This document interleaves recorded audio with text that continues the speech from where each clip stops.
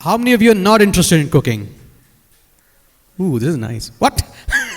What are you doing here? Seriously? Okay. It's good to see so many guys out here. I thought there would be a whole bunch of women, and I'm I'm not saying that in a bad way. I mean, it's great for gender equality. I wholeheartedly support it. Or some of you guys thought there'd be a lot of ladies here today, and you'd get to meet some of them. So either way, I'm happy. Right. So some things. This is what I'm talking about, creativity in cooking. My name is Madhu Menon, as she's already told you. I'm on Twitter at MadmanWeb. You can email me or you can Google me because I got a bunch of websites. So didn't want to put all the URLs here. Right. I am a chef. I've been a chef for about 15 years now, and I'm also an ex-restaurateur. I used to own a Southeast Asian restaurant called Shiok for about 7 years.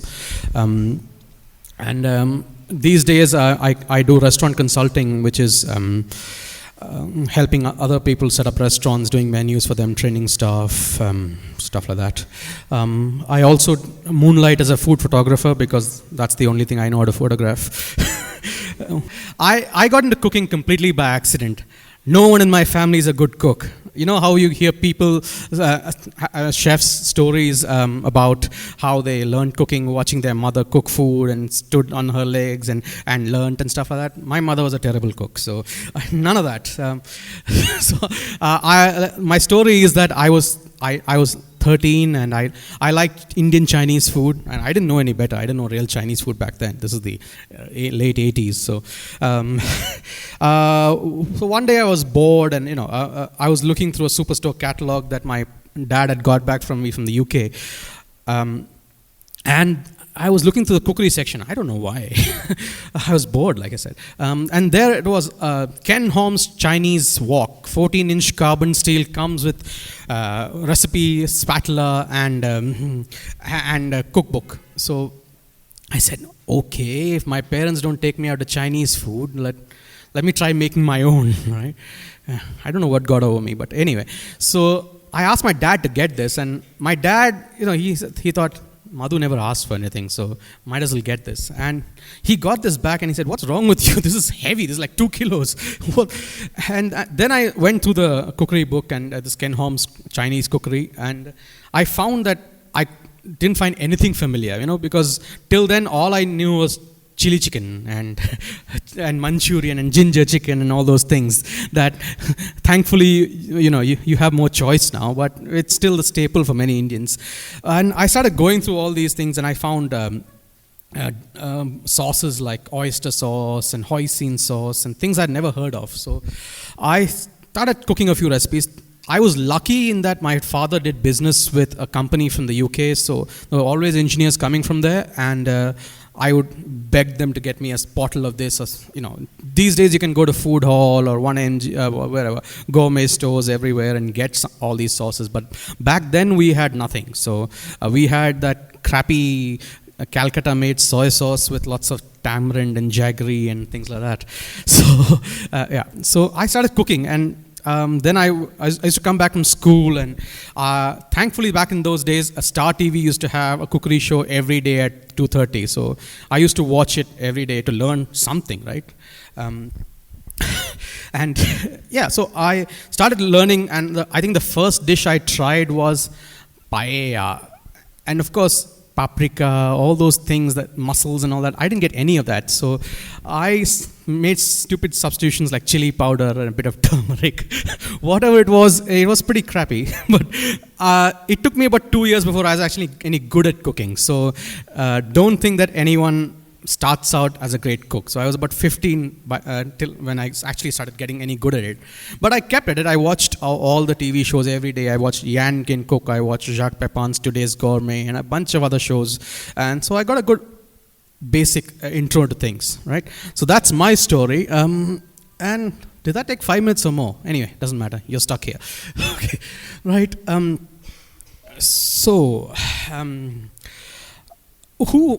Who finds cooking hard? What is that, like 7 people, 8? That's it? Oh, damn! I don't have anything to teach you guys. Okay.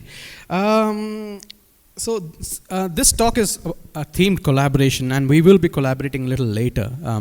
I won't tell you what we're going to work on, but we're going to work on ways to put things together and put dishes together in a structured manner. If you don't find yourself being creative, but there is a creative process in cooking, and it won't come to you immediately if you haven't been cooking for many years.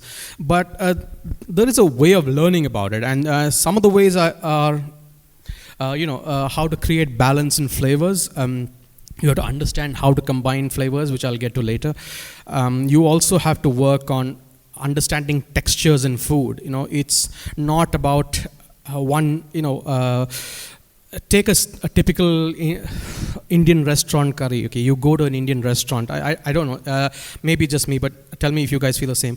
You go to an Indian restaurant, you order some gravy dish, and you start off eating. It's really tasty, but halfway into it, it feels like the taste is kind of blah, and sort of it's not so exciting anymore, and you wonder what's gone wrong. And the dish hasn't changed; it's right there in front of you. Maybe it's cooled down a bit, but it's essentially the same thing. So what happened?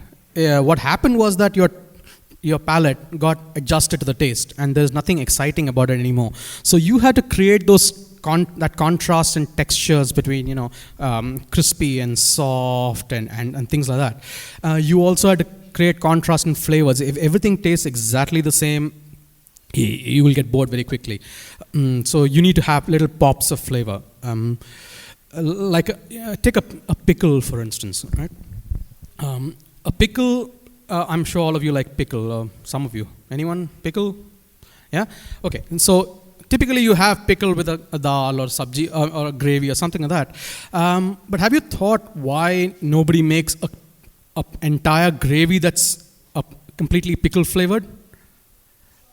It's very strong flavor, right? So that's very hard to handle. But when it comes as pops, right, it creates interest. If you had all of it being extremely spicy and pungent, it wouldn't be so interesting anymore. So those pops of flavor, the contrast, that's important in dishes. Colors, we don't just eat with our eyes, we eat with our nose, we eat with our, we don't just eat with our tongue, we eat with our eyes, we eat with our nose, we eat with our ears when we hear about the dish. There's a whole world of expectation that comes before you even taste something. So colors are an important part of it. So if everything is a uniform brown color, what I like to refer to as Facebook food photo syndrome, that's when everything looks like a turd, but it's all... Yeah, all of your Facebook friends there's someone who posts a picture of, I made this curry, half-eaten plate of some brown curry, and it looks like someone, yeah. You do not want that. So you want something. That's why a nice bright salad looks so good in food photos. I'll get to food photography later. But it's the contrast. It's red, green, yellow, orange. There's one color that's not found in food a lot. Anyone? Blue. Yeah, blue and purple, which even blueberries are actually a little purple. So blue is very rare, but yeah. Then, of course, there's menu planning, which is how do you combine what dish goes with what? What do you pair with this? What do you need to make a complete meal? Is it enough to just have one dish? Or some people like one dish meals, but even in that, you can have contrasts in flavors and textures. So these are things that go in the creative process. Now, this is just an outline. I'll get to each of these in time. People say cooking is hard. Some people say cooking is hard. It's so boring. I don't hate it coming back from work and spending 1 hour cooking. It's so annoying. How do you like cooking? I just don't get it. And some people think it's hard to be a good cook. No. Let me tell you, cooking is not hard. Yeah. Getting up early in the morning and shaving your head just before coming to a talk is hard. Cooking is easy. I started cooking at 13, but it took me 2 years before I was any good at it. And I know, I screwed up a lot. Let me tell you a story about my first fried rice, right? So I'm used to eating fried rice at all these, I grew up in Delhi, but I don't tell people that because they judge me to be a rude, obnoxious asshole. And yeah, so, but I did. I spent all my adult years in Bangalore, so I call myself Bangalorean now to be safe. Nobody hates Bangaloreans. Yeah. So we had all these Chinese food carts, there's these vans which had one Nepali guy cooking, tossing food up. And I used to go there and I eat this dark brown fried rice. And, for the record, Chinese people don't cook dark brown fried rice, what they call regular fried rice anyway. It's usually salt or just a wee bit of light soy sauce. So it's usually whitish. So I said, okay, let me see. Let me try and cook something. So fried rice it is. So I looked at all the stuff that's inside. I got bits of carrots and cabbage and some beans and peas and things like that. So I did all that. I got my maid to do that. Because, hey, I'm 13, dude. I'm allowed these things. I didn't know how to chop with a knife well yet. It was about 14 before I actually got a decent knife. So I took warm rice and I thought, here's what I thought. I did not know about soy sauce, right? I didn't know such thing existed. So I just saw them putting stuff in and I assumed the dark brown color came from turmeric. So I put a little bit of turmeric and chili powder in. It turned out yellow. Then I said, that's not the right color. Let's put some more turmeric in. Right. After much stirring, it was an inedible mess. Do not ever overdo turmeric in your food, people. It's something that you should put in 1/4 teaspoon increments. Everyone can screw up. Everyone can have a bad day. So it's not. Don't judge yourself just because you have a bad dish. Even today, I can make a bad dish, and it's just it's your luck. And sometimes you screw up, and sometimes the ingredients are slightly old or new or whatever, and intensity differs. So, but what I'm trying to tell you is. You don't have to be a creative genius. You don't, when you think of chefs, you think of these people who are painting flavors in their head and creating things out of nothing. And a lot of you have been watching a lot of Master Chef, and you set your expectations high, and you come up with something crumbles, some oil drizzled on something, some shit like that. So, or something in soil, things like that. Sure, at a certain level, chefs get creative, but I was telling someone earlier, creativity is not something that comes out of the blue, right? It's something that comes out of experience. So when I cook something, when someone tells me about a certain ingredient pairing with some certain things, a flavor profile starts forming in my head. But that didn't happen because I read about it. It's happened because I've cooked with a certain ingredient so often that I know how it will go. Like, I know how ginger will go with chili. I know how ginger will go with sugar, I know how ginger will go with orange. So automatically a flavor starts coming in my head. But that's through experience. That is, I didn't get there yesterday. I didn't get there when I was 13. I didn't get there when I was 15. I think I was about 23, 24 before I was actually good enough at it. So it takes a few years. But it can be learned. So eventually when you learn stuff, you learn about how certain flavors go together, then you get creative about these things. How can I combine white chocolate with, say, give me a flavor. Star anise? Probably not. It sounds weird. Immediately in my head, something goes, oh no, that's just wrong. You do not want to ever do that, right? But can you combine chocolate with chili? Yes, mole sauce in Mexico, they do. Make it too sweet though, and it tastes weird. So, there's a lot of flavor combinations, and now science is finding a whole lot of unexpected flavor combinations, and that's something I'm very excited about. And I have to admit, I don't know all those things that well yet, but people like Heston Blumenthal, if you've heard of him, are doing things like that. They're combining flavors based on chemicals in them and finding flavors that go together. So you can actually get there. And if you don't know that, and I'm not about to make you a chef in the space of 45 minutes. What I can do is give you a framework in which like an engineering student, to combine things and explore what works and how to get better at it. So when you go back and you practice and you understand things, you start thinking less about the what is happening in the pan and why it's, and more about why it's happening, right? That is more important. So it's not just about, okay, heat pan, put oil, fry egg in it for 2 minutes because the recipe says so. What if your heat is low? What if your heat is high? How does it affect things? These are the differences that make a ordinary cook and a great cook. So I have what I'm trying to tell you is a thumb rule-based system can work. So even chefs use Excel spreadsheets. I mean, when I have to plan a large group, I just pull out my Excel spreadsheet and do planning. So I do things like, okay, cook for 40 people. How much chicken do I need? I take 150 grams per person and then multiply by 40 and all those things. And then I get a bunch of ingredients and then I put about 20% buffer. And so, yeah, you can't do these things in your head. Your grandmother probably made food by a pinch of this, a little bit of that. That works if you're cooking for 4 people, maybe 8 people. If you're cooking for 80, on the other hand, you want to measure it out because differences in things like salt or lime juice will get, if you have a slight margin of error, that error gets magnified as you cook for more people. So an excess of lime juice very quickly adds up because it's a very strong flavor. The stronger the flavor, the more it adds up. Right? And don't worry too much about whether you're doing something right or wrong. And the process, are you holding your knife this way? Your chef whisks your sauce like this. I'm whisking it like this. Am I doing something wrong? Well, did you get your sauce made or not? It doesn't matter. So the outcome is more important than the process. And this is something that's true for corporate life as well. I shamelessly copied this from Buddha because I needed a catchy theme to tell you about cooking. So this is the eightfold path to what I call the eightfold path to cooking enlightenment.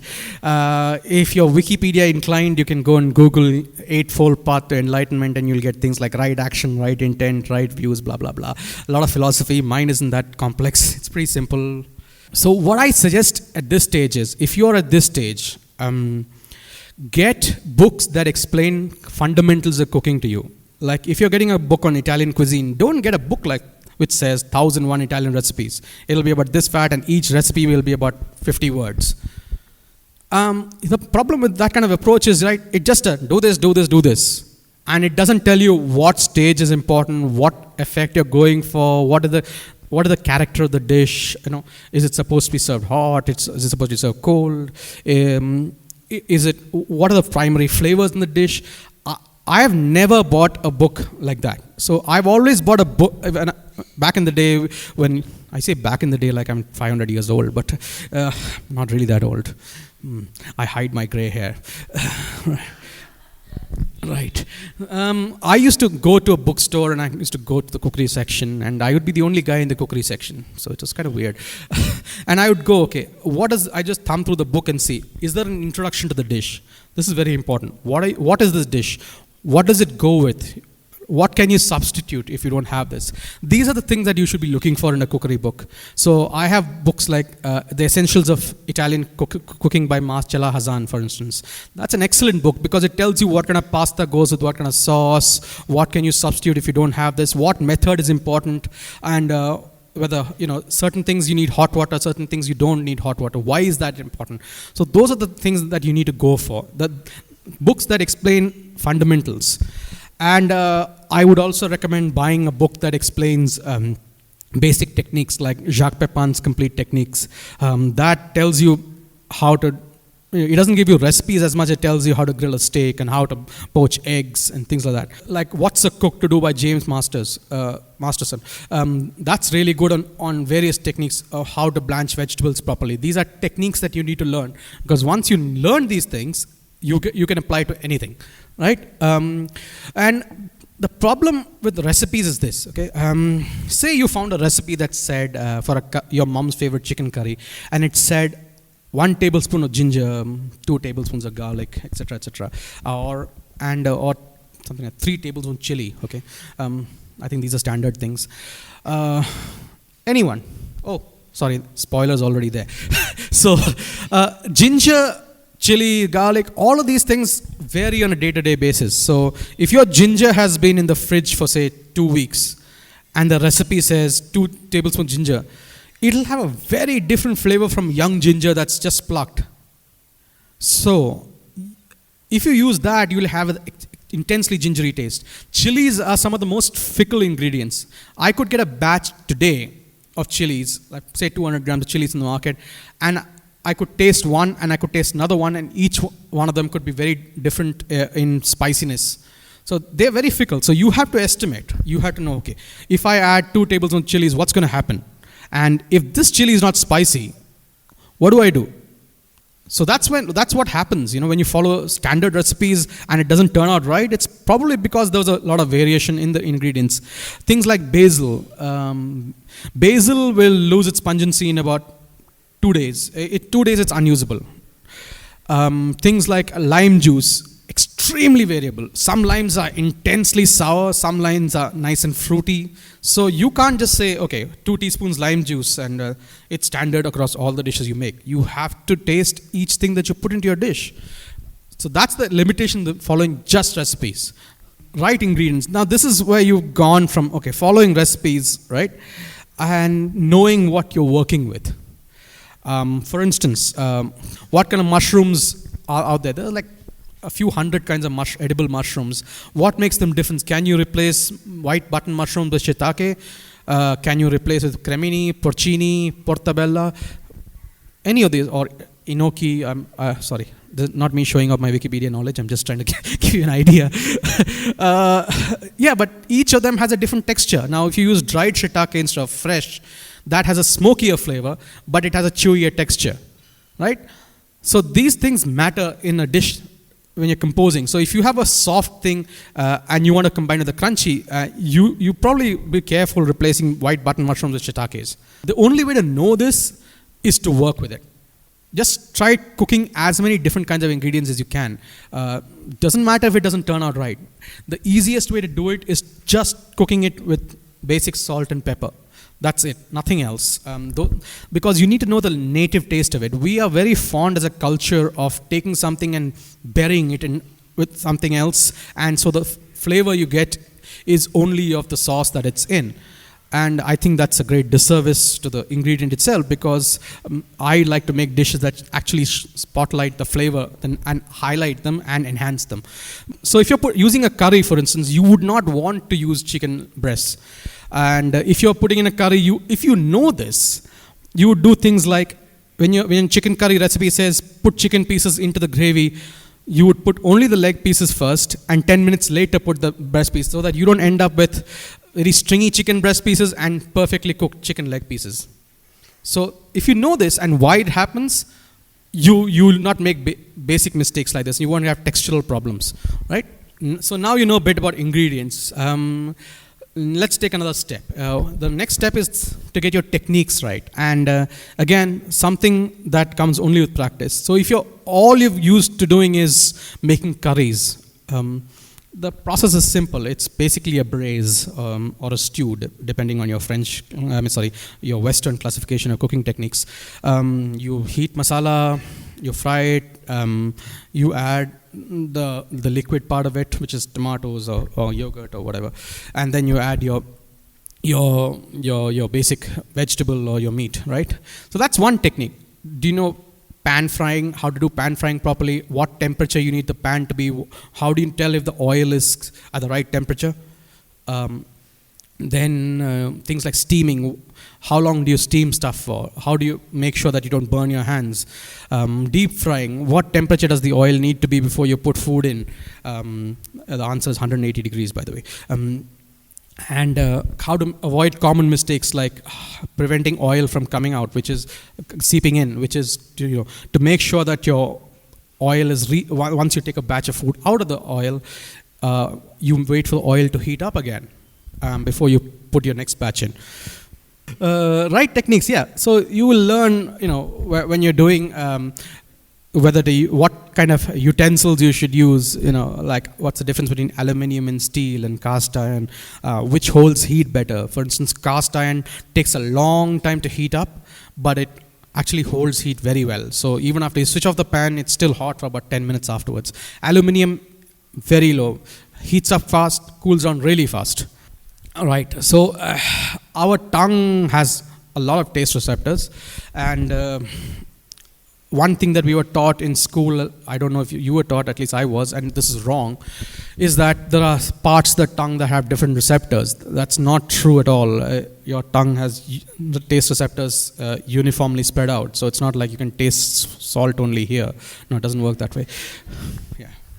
But these are the 5 basic flavors. There is sweet, sour, salty, bitter, and umami. Umami is the latest thing. I'm sure you've heard a lot of this if you watch MasterChef or read about it. Everyone's talking about umami. It's a savory taste that was discovered only in the mid 20th century. It's that thing that comes from mushrooms, Parmesan cheese, tomatoes, meat, and now it comes from artificially synthesized monosodium glutamate. That's the basic flavors, and our job is to combine flavors and find out which works for what. It's not just sweetness. There are also facets of flavor, which is what makes food interesting. Let me take an example. Plain white sugar. What flavor? Yes, sweet, right? Right. Jaggery. Also sweet? It's not the same sweetness, right? Demerara sugar. Also not the same sweetness. Orange juice. Sweetness, also sourness. So there are ways to use this. So take sourness for instance. Vinegar, lime juice, kokum, all these, lots of different kinds of sour flavors exist. But each one of them is interesting in a different way. So if you replaced a recipe calling for lime juice with vinegar, you would not get the same effect. Even if you got the exact same sourness, there are other flavor compounds in it that makes food interesting. These are the common flavors that you find in food. But often you find that flavors are out of whack. So the next step in cooking enlightenment is to find the right balance in your food. Remember, you can adjust, most flavors you can adjust if there's too less of it. It's very difficult to adjust when there's more of it.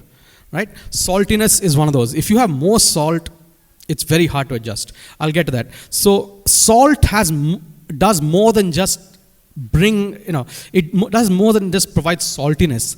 It actually brings everything together and it amplifies flavors. Now, this is something not a lot of people will tell you, but that's why salt works. A little bit of salt works in desserts too. It actually gets all the flavors together. Not a lot. You don't want to make a dish salty, but a little bit of salt will just round out the flavors. So if you're feeling that your curry is all okay, but it's kind of flat, blah, it's probably less salt. Never salt a dish completely till it's finished. I'm not saying don't add salt at all, but if the dish says 1 teaspoon of salt, add half of it. Because, like I said, you can fix salt if it's less. You cannot fix it easily if it's more. And here's what happens. I've gone through all these stages, by the way. I'm telling you from my own experiences. So whenever I say don't do this, assume that I have done it, I have screwed up. So don't feel that you're the only ones doing this. Your dish says put tomato puree, blah, blah, blah. I'm using Indian dishes because it's simple. This is not MasterChef level. And you put some water, you got a gravy bubbling, and the recipe says reduce till the sauce is thick. And you put the salt in and you taste it at the beginning and you think, just right. What happens after about 20 minutes or so? Exactly. So the water reduces, the salinity of the gravy has increased. So what you thought was perfect at the beginning is now too salty. Now if you have to wait till the last stage of your cooking where there's no more reduction left before you add the final amount of salt. That's when you balance all the flavors finally. Don't balance in the beginning if there's long cooking to be done. You just make it work, keep tasting along the way, and you have to keep tasting along the way, which is why I don't like baking, because I had to stuff food in there and 2 hours later, if it works, otherwise I can't do anything. The lower the quantity of a certain ingredient that is called for in a dish, the more likely that it's extremely intense flavor. So for instance, something like cinnamon. Yeah, you will never see a recipe that calls for 2 tablespoons of cinnamon powder. Unless you want to die. There is something called cinnamon toxicity, by the way. Just look it up. Also nutmeg. Nutmeg toxicity is a real thing. So nutmeg, a quarter of a teaspoon, 1/8 of a teaspoon. These are all measurements. So whenever you see such small measurements, that means you really cannot screw up with these things. So follow the recipe, add less. If it's too sweet, you can add a bit of salt. That'll give it a more rounded flavor. You can also try adding a little more sourness to it. This comes in very handy in desserts where you have rich flavors, very sweet, and more often than not, too sweet is the problem, and not having enough sweetness. Karela, coffee, chocolate, all of them have bitter flavors in some form or the other. But bitterness, okay, take a typical, the trinity of Indian cooking, you might say. Coriander powder, cumin powder, and chili powder, right? Coriander powder tends to add sweetness in flavor. Cumin powder tends to add bitterness, which is why you often find cumin powder ratios.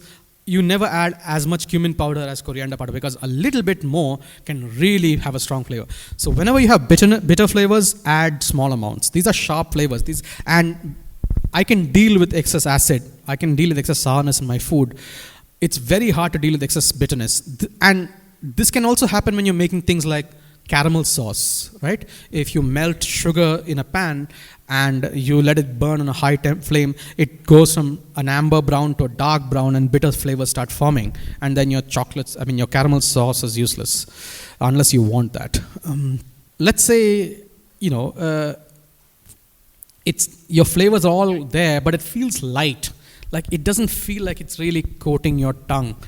And that's the stage at which you need to add a bit more fat. I've ever seen you know why fat is flavor? You heard this, right? Anyone heard this? Fat is flavor? And that's because fat coats the tongue. I'm sure lots of people have idlis and dosas with gunpowder here, right? Gunpowder and ghee? Yes, right. Have you seen how nicely it mixes and makes this nice paste? So a lot of things mix very well with fat, but they don't mix with water, which is why extremely lean curries sometimes feel a little thin and not quite there. So to add that depth of flavor, you need the fat, which is why you fry the spices in oil. Another reason, of course, is that water only goes up to 100 degrees. Oil can go up to much more. Last thing, herb flavors. Some of you put things like coriander. Have you noticed coriander leaves and mint leaves are usually a garnish in our food? There's a very practical reason for that. If you put it earlier, a lot of the volatile compounds in the herbs that give it that bright flavor get affected by heat and disappear. So the flavor dulls. So if you're feeling that, you're supposed to have a rosemary or a thyme flavor that went away, it wasn't as sharp as what it was supposed to be, you can try adding something that in the last 5 minutes of cooking. Basil, for instance, beautiful herb, love it. Used extensively in Thai food. That's some 16 kinds of basil and so on. So it's very simple. Add herbs at the end. Yeah. Which brings me to the next stage, which is right composition. So you're able to make one dish. Great. Now, what do you do? What goes with that, right? You need to understand how to compose a meal. Our problem, okay. This is a very Indian thing. When we go to restaurants, right? Like go to typical North Indian restaurant, and you'll order at home you'll be happy eating dal chawal and a sabji and maybe one chicken curry on the side and all that. You go to restaurants, you turn to different beasts. You will order one mutton, one chicken, one makhni, one shahi something, then have biryani with it.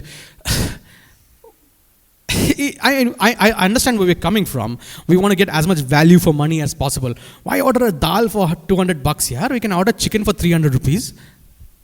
Yeah, so we order a meal that's extremely unbalanced. Then we wonder why we go home and we feel like a ton of rocks inside our bellies. Because the traditional balance that is found in our home cooking is not there when we go to restaurants. We order all the heavy dishes we can find, the creamy, rich dishes that we can find. And each one of them, imagine it on your plate, right? There'll be the 3 curries on your plate. all the gravies kind of blend together, become one mixed gravy. It doesn't really matter what it was once upon a time. Yeah. And we don't order vegetables. If you're non-vegetarian, we do not order vegetables because vegetables are not good value for money. Why should I pay money for this aloo? Aloo costs 10 rupees. No. And then there's this non-vegetable called paneer that dominates our vegetarian dish menu. I don't know, do we have fields of paneer growing somewhere in Punjab that I don't know about? It seems like it. Yeah. But we need vegetables. We need that contrast that it gives us. And when we do order vegetables, it will be something like paneer makhni, which comes in thick, buttery sauce. So, but really, a meal composition is just about taking what you did in an individual dish, which is to create the contrast. How many of you like Thai food? Okay, that's my specialty. So, what makes Thai food so interesting for me, is that you rarely have 2-3 bites that taste exactly the same. You will find pops of flavor in everything. There will be a contrast, and something will be chili, something will be fresh, something will be, herbal. It's a lot. Something will be sweet. It's a lot of things going on because that your tongue is always guessing, which is awesome because every time the flavor is different. And same thing in dishes. Now you take that and you apply it to a meal. So if you don't combine things like, okay, have I got to that thing yet? Yeah. You combine, if you have a spicy dish, don't put another spicy dish. What's going to happen if you have 2 spicy dishes together? Anyone? Simple answer. Your rectum will not forgive you, yes. But other than that, it doesn't necessarily happen that way, by the way. It can. Some people don't have it. But from a flavor point of view, it starts tasting the same. Your tongue is on fire. You can't taste anything else. Then what's the point of making all those flavors, right? All those different flavors you put there, no point. All you taste is chili. And then chili is cumulative. Remember, the flavors, strong flavors are cumulative. So you do this, right? This is how you typically taste. You make something, spoonful tastes fine. You have an entire portion of it, suddenly this chili keeps adding up. At the end of it, your mouth's on fire. And you didn't expect this because when you tasted it seemed fine to you. But it matters. So you take one spicy dish and another spicy dish, just hell. I mean, you could have just served chilies along with it.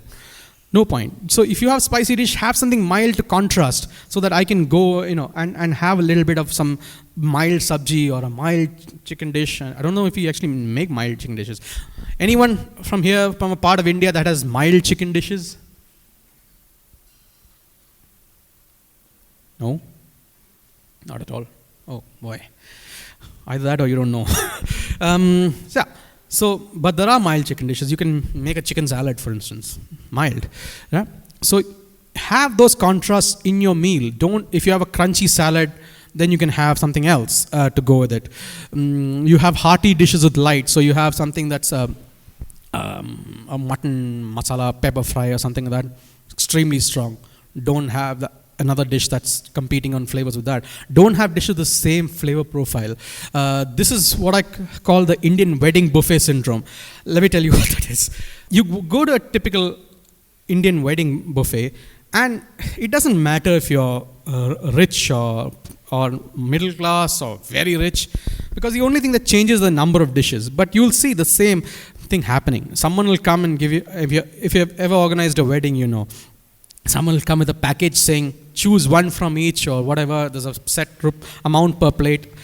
This is why I go nowhere near wedding planning. And there'll be like one paneer dish, one vegetable, blah, blah, blah. And someone will go, 375 rupees per plate.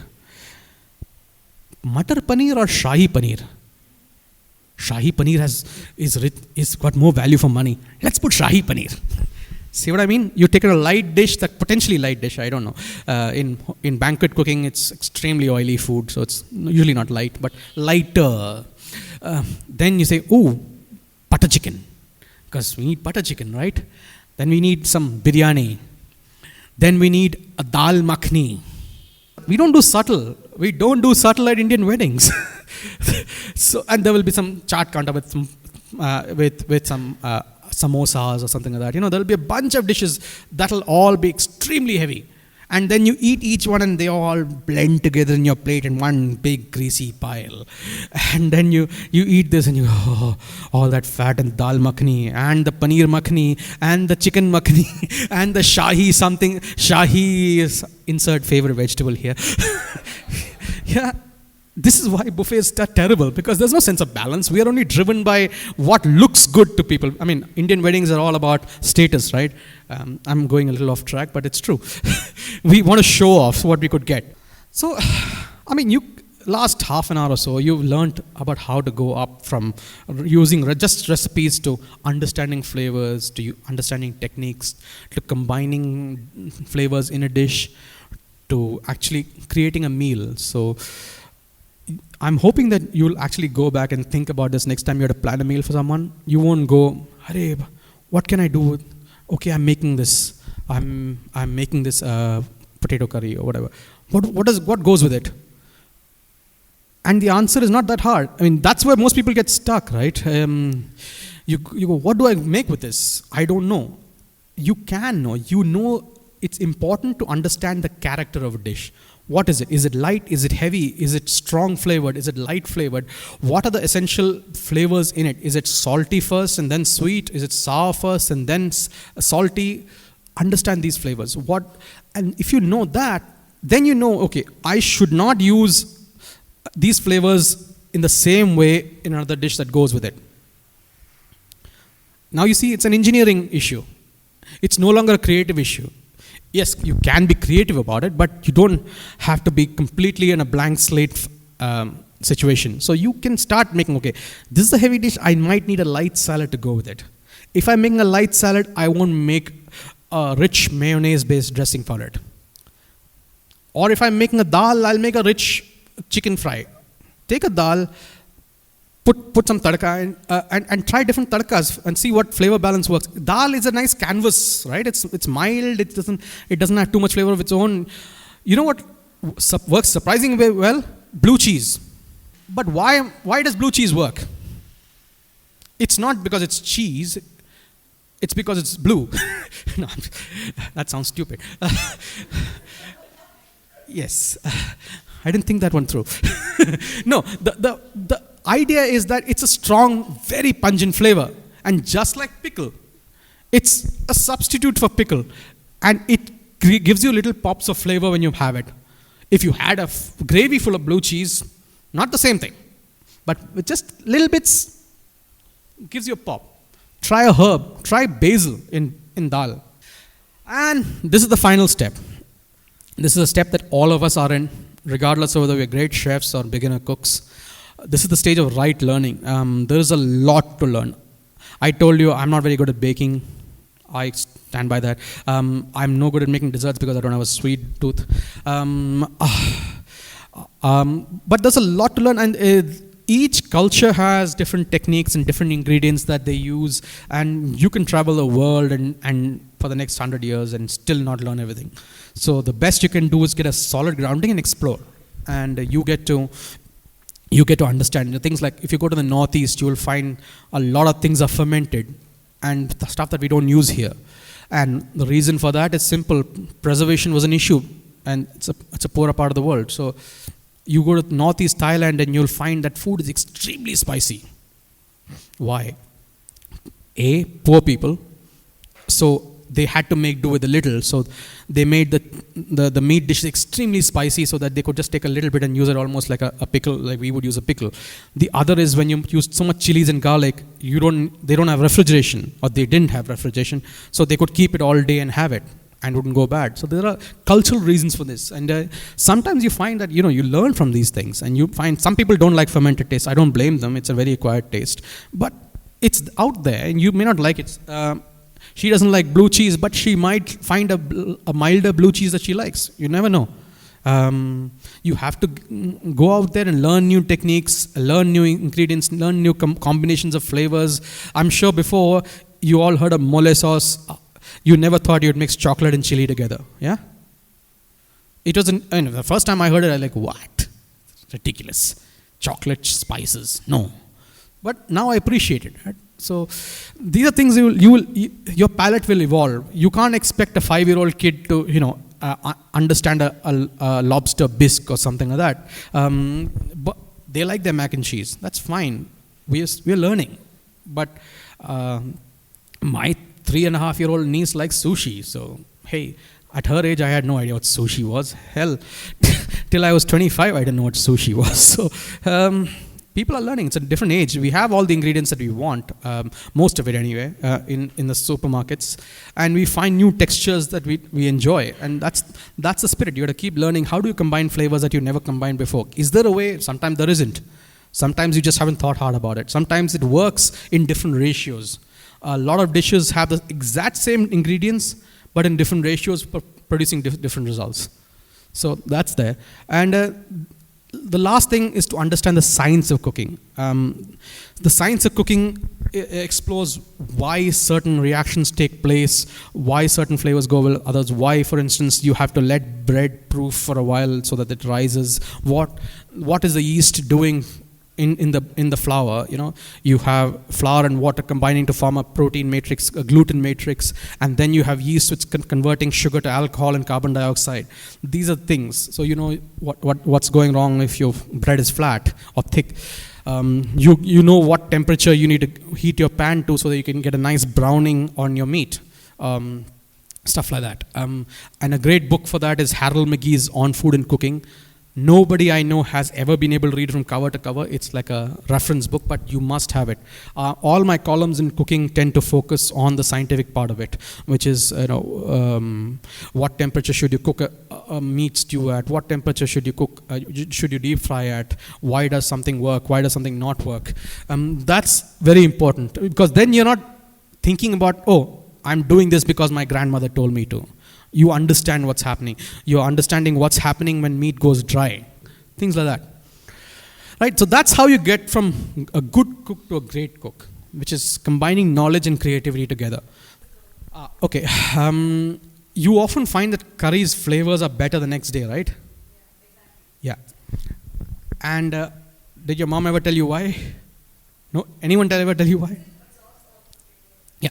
So the reason is really that the oil, the fat in the curry, right? It absorbs the volatile compounds in the ingredients and makes it part of itself. So now the fat that you're eating is coating your tongue much more easily. But when it does that, it actually has all the flavors of the dish in it, which is why it tastes better the next day. So anything which is a very hearty curries always tastes better the next day. What doesn't taste better the next day? Something like pasta. You can't reheat cold pasta. Effective, you overcook it. So sandwiches or those dry out in the fridge. Anything that will dry out in the fridge, probably not good the next day. Who likes salads? Wonderful. Right. If you ask my mom what a salad is, she'll say onion, cucumber, tomato. I once made a completely different kind of salad. She said, what is this salad? Salad must have onion, cucumber, tomato. I go, not quite. You can make a bunch of different things. Okay, so if you guys are making salads, where do you start? Sorry? Leaves, right? So if you want to make a salad, right?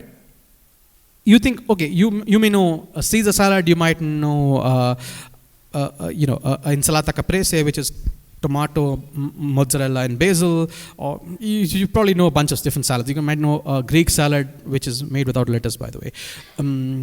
So you might know a few fixed salads, but why stop there? Why even stop at a Western concept of salads? If you want to make salads, I'm going to show you, this is how you can think. Now, if you can apply this to salads, you can also apply this to any other thing. I have an entire column on dips. Just search for Madhu Menon dips. That is not swimming photos of me, thankfully. It's my column on how to make dips based on a formula.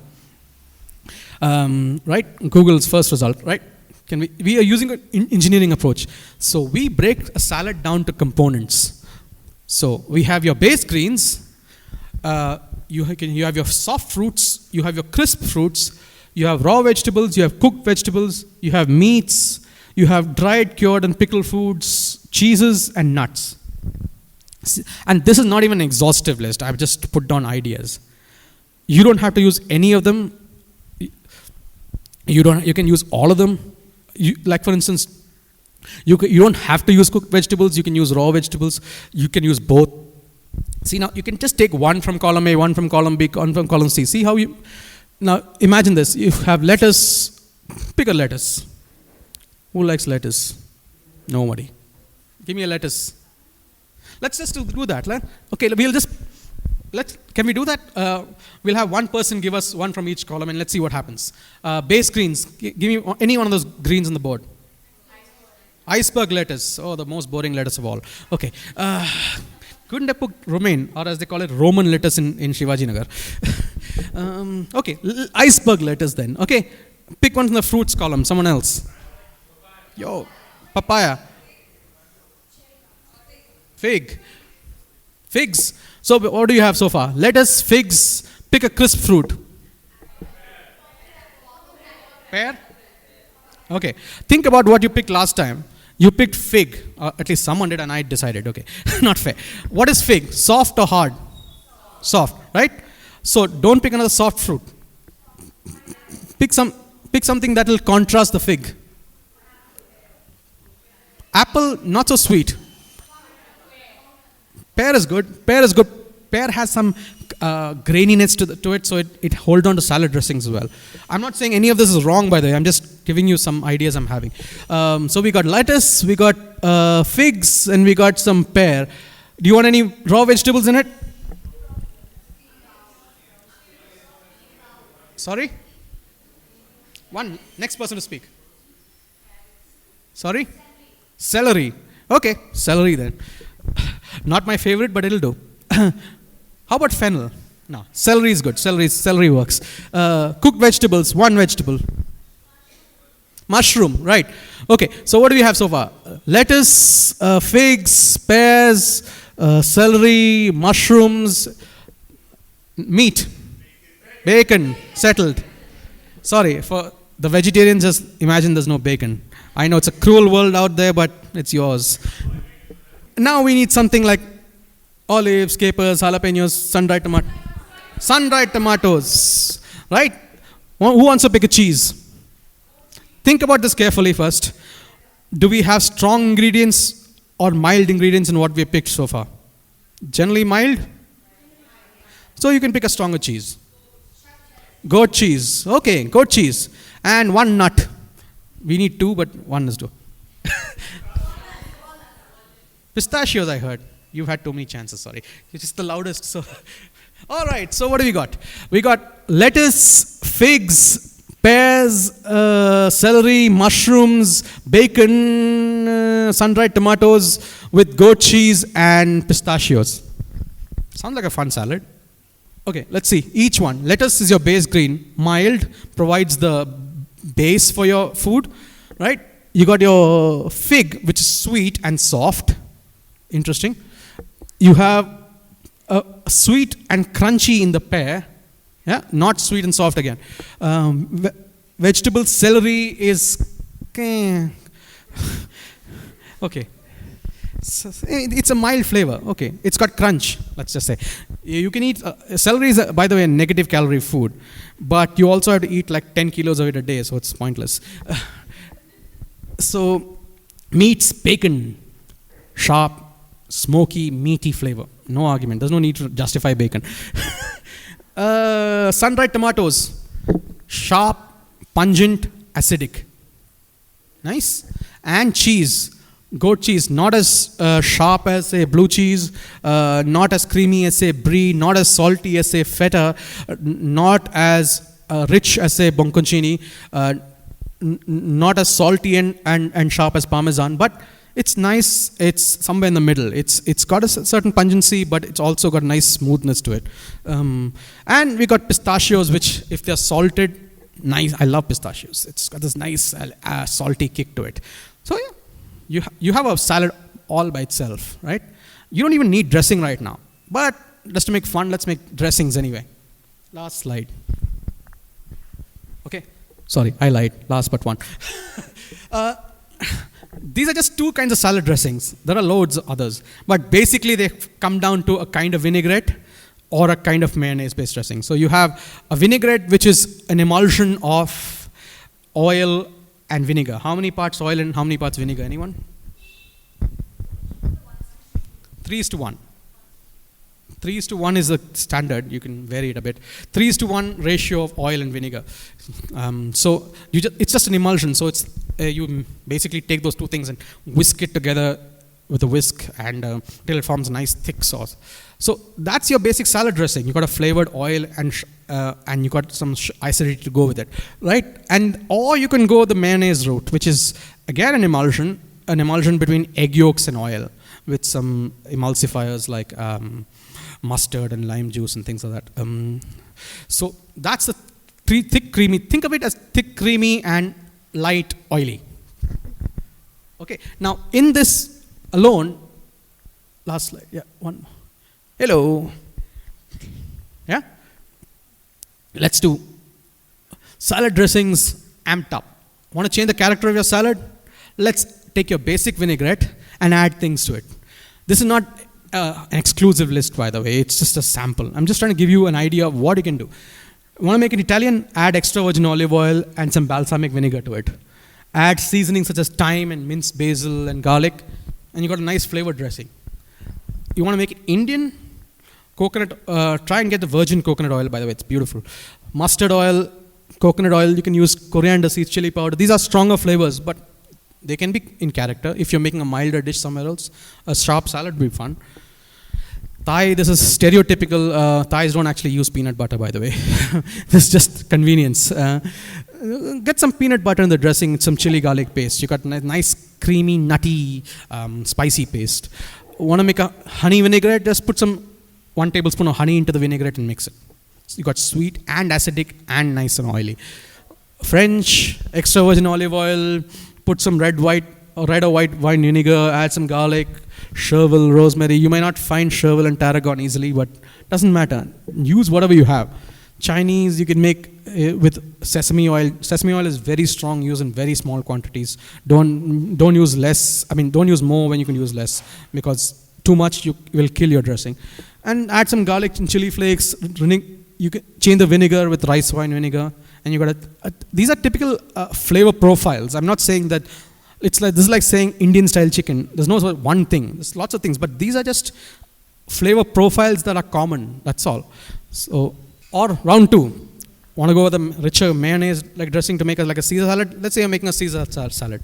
You got your mayonnaise. You can do a ton of stuff with it. It's so versatile. You can put spices into it. You can add little flavored oils. You got rosemary oil. You can just drizzle into the mayonnaise and mix it. You can add cheese to it or cheese spread and make a nice dressing. If you want to make it more fun, add garlic and cheese spread. Want to make still more fun, add some chili flakes to it. Want to make yet more fun, add some dill leaves chopped to it. I'm just making this off the top of my head. It's not like I came prepared for it or anything. So much versatility. Add little crunchy bits. Add little crunchy bits of bacon. Instead of using bacon in the salad, chop it up fine, whip it into your salad dressing. It sticks to it. And in turn, that means it'll stick to the leaves as well. So each bite that you take will have a little pop of salty bacon. Sauces and paste, any sauces that you have, a Chinese sauce or a Thai sauce, or really a chipotle in adobo sauce, for instance, anything can be whipped into it. It makes a nice milder flavor, so it's not overpowering. Yeah, and lastly, you can put herbs. You can put basil, you can put dill, you can put mint, you can put coriander, you can put pretty much anything you want. So lots of ideas. Just see how we've gone from thinking about just maybe 3 or 4 salads in our heads to making so many combinations. Yeah. Thank you, everyone.